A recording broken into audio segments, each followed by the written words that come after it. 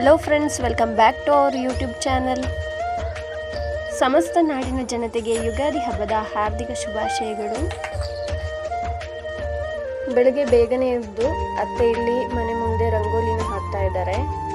Husband ಮನೆಯಲ್ಲಿ ನನಗಿದು first Ugadi ಅಂತಲೇ ಹೇಳ್ಬೋದು. ಅಂದರೆ ಪ್ರತಿ ಸಲ ಯುಗಾದಿ ಬಂದಾಗಲೂ ಯಾವಾಗಲೂ ಬ್ಯಾಂಗ್ಳೂರಲ್ಲಿ ಇರ್ತಾ ಇದ್ವಿ, ಊರಿಗೆ ಬರೋಕ್ಕಾಗ್ತಾ ಇರಲಿಲ್ಲ.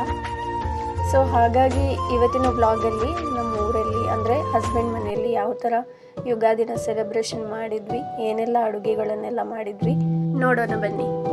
ಬೆಳಿಗ್ಗೆ ಸ್ನಾನ ಎಲ್ಲ ಮುಗಿಸ್ಕೊಂಡು ಬೇವು ಬೆಲ್ಲನ ತಿಂದು ನಾವು ದಿನನ ಸ್ಟಾರ್ಟ್ ಮಾಡ್ಕೊಂಡ್ವಿ. ಹಬ್ಬ ಅಂತ ಹೇಳಿ ಮಾವ ಇಲ್ಲಿ ಬಾಗಿಲಿಗೆ ಮಾವಿನ ತೋರಣನ ಕಟ್ಟಿದ್ರು.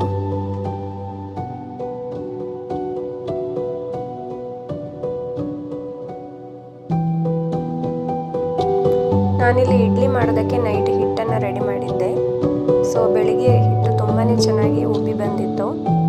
ಇಡ್ಲಿನೂ ಅಷ್ಟೇ ತುಂಬಾ ಸಾಫ್ಟಾಗಿ ಚೆನ್ನಾಗಿ ಬಂದಿತ್ತು.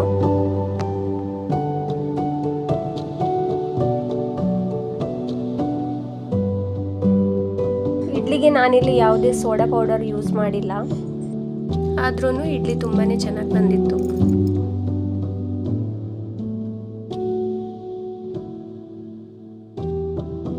ಇಡ್ಲಿ ಜೊತೆ ಟೊಮೆಟೊ ಗೊಜ್ಜು ಮಾಡ್ಕೊಳ್ಬೇಕು ಅಂತ ಹೇಳಿ ನಮ್ಮ ಅತ್ತೆ ಮನೆ ಹಿಂದೆನೇ ಬೆಳೆದಿರುವಂತಹ ಈ ಟೊಮೆಟೊನ ಕೊಯ್ದು ರೆಡಿ ಮಾಡ್ತಾ ಇದ್ದಾರೆ.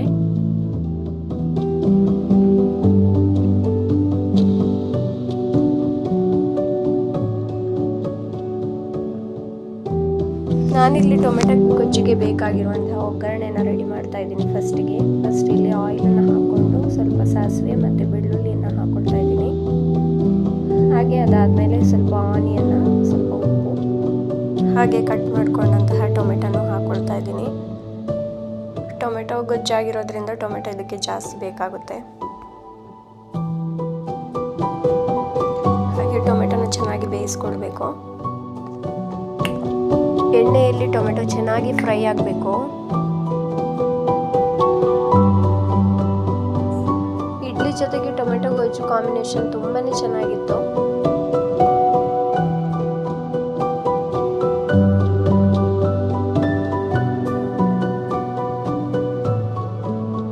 ಹಾಗೆ ಮಾವ ನಮ್ಮ ಊರಲ್ಲಿರುವಂತಹ ದೇವಸ್ಥಾನಕ್ಕೆ ಹೋಗಿ ಹಣ್ಣುಕಾಯನ್ನು ಮಾಡಿಸಿ ತಂದಿದ್ರು.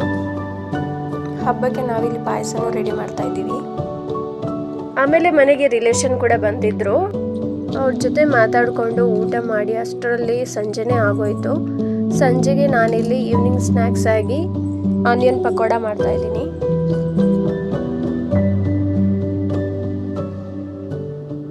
ಹಾಗೆ ಇದಕ್ಕೆ 3 ದೊಡ್ಡ ಸೈಜ್ ಈರುಳ್ಳಿಯನ್ನು ಕಟ್ ಮಾಡಿ ಹಾಕೊಂಡಿದ್ದೀನಿ.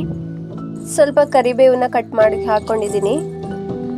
ಸ್ವಲ್ಪ ಸಾಲ್ಟ್, ಸ್ವಲ್ಪ ಕಡಲೆ ಹಿಟ್ಟು, ಸ್ವಲ್ಪ ನೀರು ಹಾಕೊಂಡು ಚೆನ್ನಾಗಿ ಮಿಕ್ಸ್ ಮಾಡ್ತಾ ಇದ್ದೀನಿ.